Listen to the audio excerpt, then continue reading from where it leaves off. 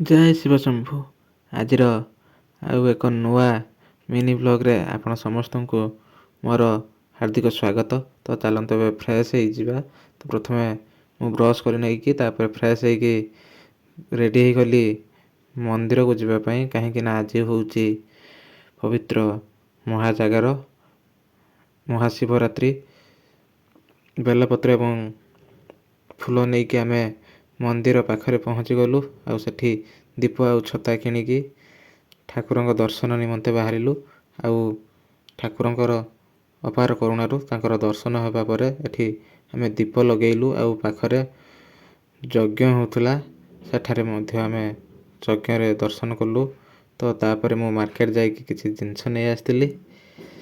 ଏବେ ମୁଁ ଭଦ୍ରକ ଯାଇଥିଲି, ତ ସେଠୁ ଏବେ ମୁଁ ରିଟର୍ଣ୍ଣ କରୁଛି। ତ ତାପରେ ମୁଁ ଏବେ ବାହାରି ଗଲି ଆମ ପାଖ ଗାଁରେ ହେଉଥିବା ଆମର ଶିବରାତ୍ରି ଦେଖିବା ପାଇଁ, ଜାଗର ଦେଖିବା ପାଇଁ। ସେଠୁ ଚାଲନ୍ତୁ ଦେଖିବା ସେଠି କେମିତି କ'ଣ ହେଇଛି। ଆମେ ଏବେ ଭିତରକୁ ଯାଇକି ଠାକୁରଙ୍କର ଦର୍ଶନ କଲେ। ଏବେ ଆସିକି ଆମେ ଆମ ଗାଁ ପାଖରେ ଆମ ଗାଁରେ ହେଉଥିବା ଜାଗରରେ ଦେଖିଲେ, ଯେଉଁଠି ମହାଦୀପ ଉଠୁଥିଲା।